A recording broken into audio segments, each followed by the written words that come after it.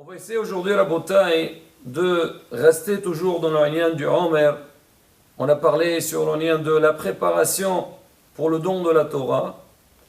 Mais on va raconter une histoire très très intéressante sur une personnalité qu'on a rencontrée dans cette période du Homer. C'est Rabbi Akiva. Alors maintenant, qui était Rabbi Akiva? Et on va essayer de voir ensemble comment on dit la volonté. Quelqu'un qui veut arriver, alors comment il peut atteindre des niveaux exceptionnels. Alors à la base, donc on a dit que Rabbi Akiva il avait 24 000 élèves. On va voir comment il est arrivé. À la base, Rabbi Akiva, c'était un berger. On raconte sur lui que Rabbi Akiva détestait les Talmidei Hachamim. Il n'aimait pas. Quand il voit quelqu'un étudier la Torah, ça l'énerve. Il ne supportait pas. Malheureusement, ça ne manque pas aujourd'hui. Les gens, ils sont contre la Torah. Et on dit au point, Rabbi Akiva a témoigné, il disait, si j'attrape quelqu'un qui étudie la Torah, je le mords comme un âne. C'est-à-dire quoi, je le mords comme un âne? On dit que l'âne, lui, quand il mord, alors il ne lâche pas, jusqu'à qu'il arrache la chair de la personne. C'est-à-dire quoi? Ça veut dire qu'il avait donc une haine exceptionnelle contre ceux qui étudiaient la Torah. Et lui, il était berger chez Kalva Savoie. Kalva Savoie, c'était un des riches d'Yerushalayim. La Gemara le rapporte. À l'époque, où il y avait le Horban, on dit qu'il y avait très grands riches à Yerushalayim. Parmi ces riches-là, il y avait Kalva Savoie. On dit que, pourquoi il a eu le titre Kalva Savoie? C'est que tout celui qui entre affamé chez lui comme un chien, il sort rassasié. C'est-à-dire quelqu'un, donc il faisait beaucoup Achnasat Orhim, il faisait entrer des invités et il était très riche. Alors, Kalva Savoie, lui, il avait une fille qui s'appelait Rachel. C'était une fille exceptionnelle. Elle manquait de rien. Elle voyait le berger de son père, Akiva, de l'époque, et elle a vu en lui quelqu'un qui pouvait atteindre des niveaux très très très élevés. Et elle a essayé de parler avec lui pour lui dire, Akiva, pourquoi tu ne fais pas de tchouva? Reviens à la Torah, c'est dommage. Quelqu'un comme toi, s'il revient à la Torah, il devient une sommité dans la Torah. Rabbi Akiva lui dit, moi maintenant je vais faire tchouva. Il avait 40 ans. Il dit, moi toute ma vie j'étais contre la Torah. J'ai haï les Talmidei Hachamim. Maintenant tu me dis, reviens à la Torah, c'est impossible. Il lui dit, écoute, alors si tu reviens à la Torah, moi, Rachel, fille de Kalva Savoie, je suis prête à me marier avec toi. Il entend ça, Akiva, il était surpris comment une jeune fille d'un grand riche, des gens en Kalva Savoie, c'était aussi quelqu'un qui était dans la Torah, comment elle accepte de se marier avec le berger de son père, qui n'a rien du tout et qui est contre la Torah. Il lui a dit, écoute, une seule condition, reviens à la Torah et moi je suis prête. Il a dit, mais toi tu es prête et ton mari sera prêt. Il a dit, il n'y a aucune chance, je suis loin, je ne te mérite pas, ton père jamais il sera d'accord. Il a dit, écoute, moi je t'ai passé le message et c'est à toi de voir. La parole de Rachel l'a travaillé. Bien sûr, pour lui c'était quelque chose d'impossible et il pensait à ça tout le temps. Un jour, Rabbi Akiva, il s'était mis comme tous les bergers, ils sont assis et ils laissent leur troupeau brouter. Il regardait, il a vu qu'il y avait une pierre dans laquelle il y avait un trou. Il a essayé de voir d'où ça vient, c'est quoi l'origine de ce trou-là. Alors, il s'était rendu compte qu'en fait, il y avait de l'eau qui coulait sur cette pierre, une goutte, une après l'autre. Il a vu qu'avec le temps, donc l'eau, il a eu la possibilité de percer dans la pierre et faire un trou. C'est ce qu'on dit, Avanim shahakomaim. L'eau, elle a creusé, elle a usé la pierre. Rabbi Akiva, il s'est fait donc un petit kalva homer. Il a dit, si déjà la pierre qui est dure comme la pierre. L'eau, elle a pu la percer. Alors moi, que mon cœur, il est en chair. C'est vrai, j'ai un cœur dur et je ne veux pas étudier la Torah. L'eau qui symbolisait à la Torah, plutôt l'eau qui symbolisait à la Torah ne peut pas adoucir mon cœur. Il a dit, je suis prêt. Je prends sur moi et il va voir Rachel. Il dit, Rachel, j'ai bien réfléchi, pas de souci. Moi, je suis prêt. Si tu es prête à te marier avec moi, je ferai tchouva et je ferai le maximum pour l'Ibouda Torah. Rachel était très contente parce qu'elle savait que Rabbi Akiva ne sera pas quelqu'un de simple. Elle va voir son père et lui dit, papa, je vais me marier. Il a dit, ma fille, t'inquiète pas. Moi, je te trouverai le meilleur bahour de Yerushalayim. Il dit, non, ça y est, j'ai trouvé. Il a dit, qui? Il a dit, je veux me marier avec Akiva. Il dit, de quel Akiva tu parles? Il a dit, ben, notre berger. Il a le père, il était hors de lui. Quoi? Toi, Rachel, fille de Kalva Savoie, avec toutes les qualités que tu as, tu vas te marier avec un berger. En plus, il ne connaît rien. Il a dit, papa, c'est vrai qu'il ne connaît rien. Mais moi, j'ai vu, il vit chez nous, et je vois que c'est quelqu'un qui se donne dans les mots de la Torah, il deviendra quelqu'un de très très important. Le père, il était hors de lui, il lui dit, écoute, Rachel, tu te maries avec lui, moi je te déshérite de tous mes biens.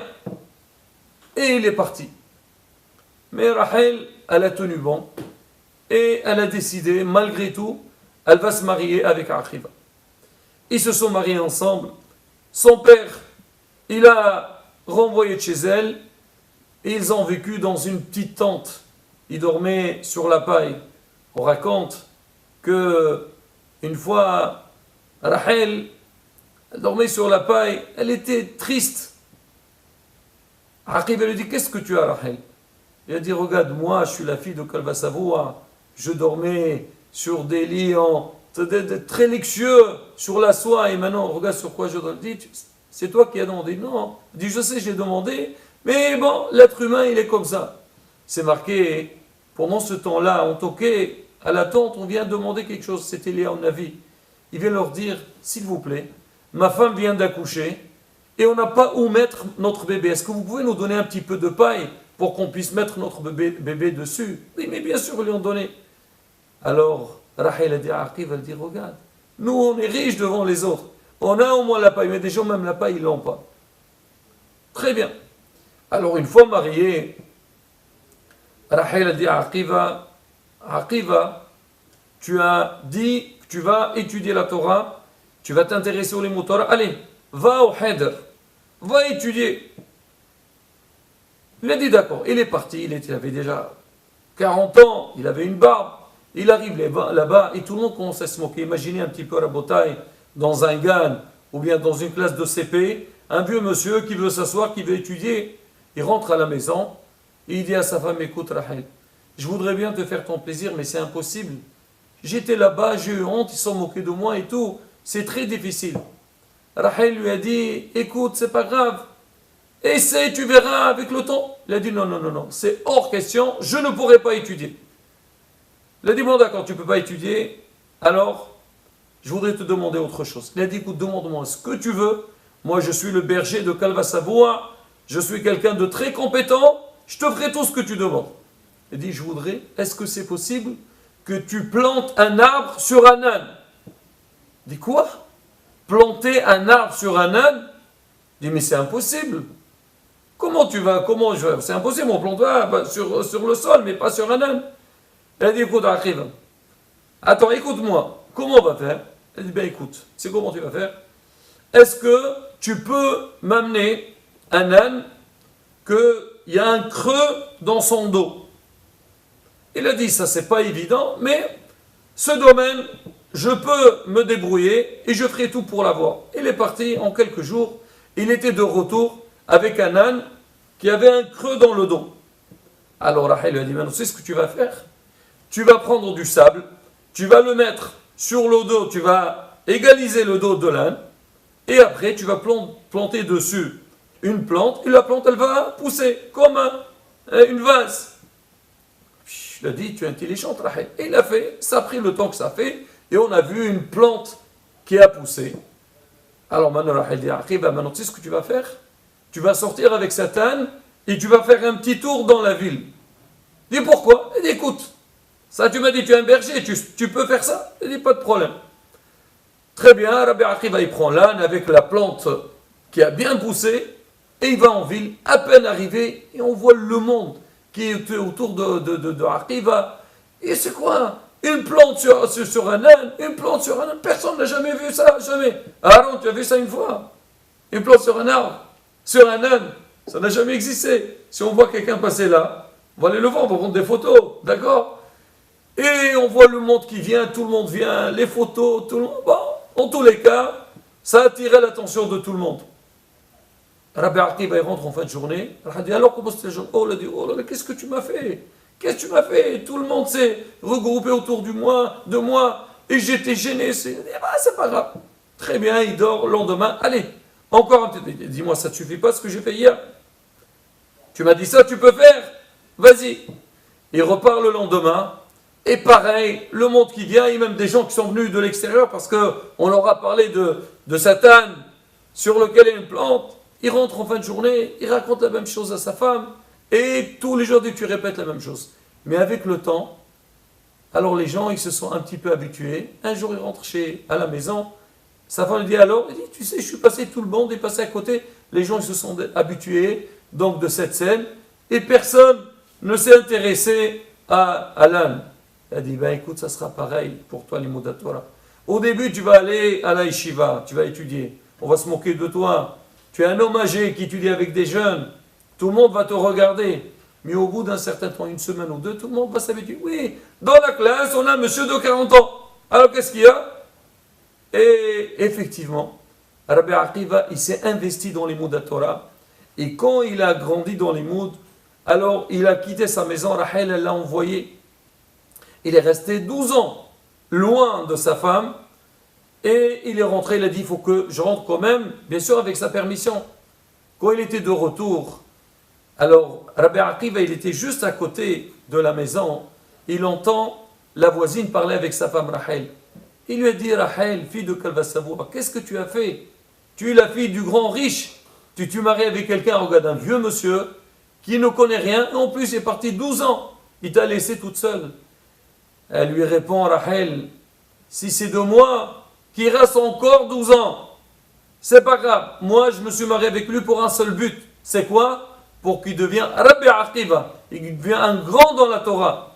Rabbi Akiva, il entend ça, il a dit, Rahel, elle est d'accord, si maintenant elle m'a donné la permission, je fais demi-tour et je repars à l'Yeshiva. Il est reparti, il est resté encore 12 ans, il est retourné avec 24 000 élèves. Hachamim pose la question. Ils disent, mais maître Rabbi Akiva, pourquoi il n'est pas entré à la maison? Il reste un peu avec sa famille, après il repart. Hachamim y répondent, parce que Rabbi Akiva savait, s'il va rentrer à la maison, peut-être il va avoir un peu la paresse de revenir. Il a dit, maintenant, tant que je suis chaud, je reviens et je finis ma mission. On dit que la Torah, on a dit au début, c'est comme l'eau. Comme quelqu'un, il fait bouillir de l'eau. Quand l'eau, elle commence à bouillir, elle bout. Si maintenant, on éteint le feu, l'eau se refroidit, il n'y a plus de bulles. Et quand tu allumes à nouveau, il faut attendre le temps que l'eau se chauffe à nouveau et que les bulles repartent. On dit pareil, quand quelqu'un est dans l'imoud de la Torah, faire très attention. Jamais les coupures, s'investir jusqu'au bout. Et Rabbi Akiva, il a continué, et Baruch Hashem, il a fait 24 000 élèves. On raconte qu'à la fin, Kalvasavoua, il a su que son gendre, c'était le grand. On raconte que quand Rabbi Akiva est arrivé, alors tout le monde est venu le voir parce qu'il savait un grand Talmid Chacham avec 24 000 élèves.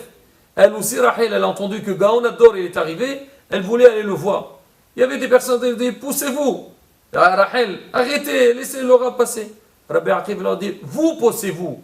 Parce que toute la Torah que j'ai et la Torah qui entoure mes élèves, c'est grâce à elle. C'est elle qui m'a poussé, c'est grâce à elle que je suis devenu Rabbi Akiva. Et donc, et là, Rabbi Akiva, donc il sait. Donc, sa femme, elle a su c'était qui, il est devenu quelqu'un de très grand. Et on dit que Kalvasavoua aussi, il a annulé son vœu et il a donné la richesse à sa fille. Rabotai, encore une fois, donc, comme on a dit, la période du Omer, c'est une période qu'on doit travailler Pareil, Avodat Amido, travailler sur son caractère.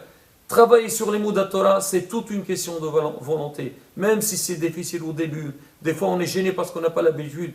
Vas-y, on avance, on s'investit, Be'ezrat Hashem, toutes les portes s'ouvriront devant nous et on fera Be'ezrat Hashem pour pouvoir faire la volonté d'Akadosh Baruch Hu. Amen.